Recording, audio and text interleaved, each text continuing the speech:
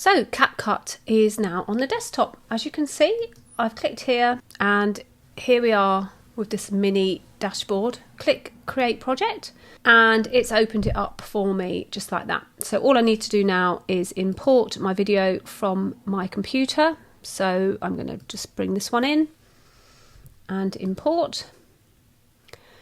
And then I'm going to use it to edit this video a little bit more, but also one of the main reasons I'm using it is to get the captions so that I can actually put the captions onto this video and also download the SRT file. So let's give you a little overview of how to use CapCut on the desktop. So you have this import option. This is where you import your videos and any other assets. So that could be an image or even audio. The audio option here is that you can actually use any of the CapCut audios. They've got music, they've got sound effects. They'll tell you if you have a piece of audio, you can check whether there's any copyright restrictions on it.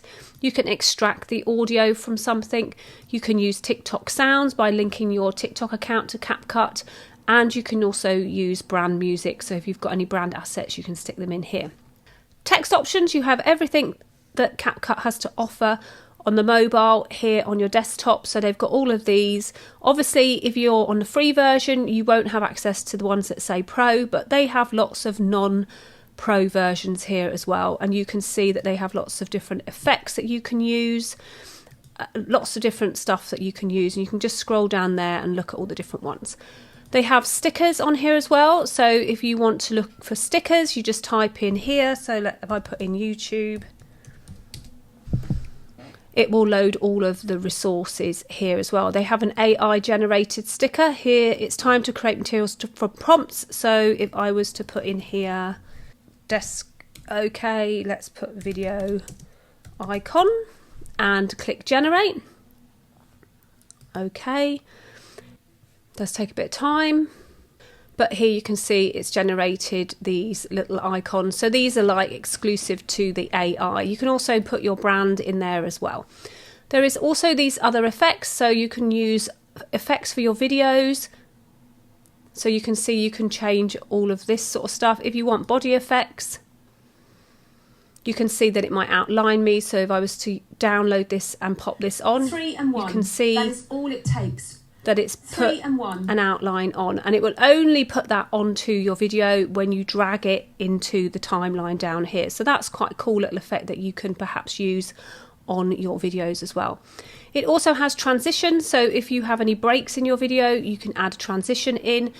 It has the options to put captions on, so you can actually generate the captions here and it will add those captions in the bottom. Once you've done that, you've got lots of different designs for captions as well. You can add filters to your videos and images that you're using. If you want to test them out, you just grab one of them and click on it and it will test it out for you. 3 and 1, that is all it. So you can see what it looks like on your video. Any adjustments that you want to do, you can do custom adjustments or you can use the presets. And of course you can use any of the CapCut templates that they have to offer. So that's all along the top. Go back to the import section. This is where you see your videos. If you come over here, you can see the actual video that you've got in at the moment. You've got some shortcut options here, which will tell you where all the shortcuts are on your computer. And then all you have to do to get started is press play and work on your video. Now, if you want to make this timeline a little bit longer, let's just have a quick look down here at the bottom. If you want to make this timeline longer, just click on it. So you highlight it, come over here, and you can see here you can stretch it so that you can make finer cuts on your video as well. So you've got all of this to play with. So that brings an end to this brief overview of the CapCut editor on the desktop. If you have any questions, drop them in the comments. Don't forget to hit subscribe on my channel so that you can come back and learn more about using CapCut. My name's Anita Wong and I will see you in the next video. Bye for now.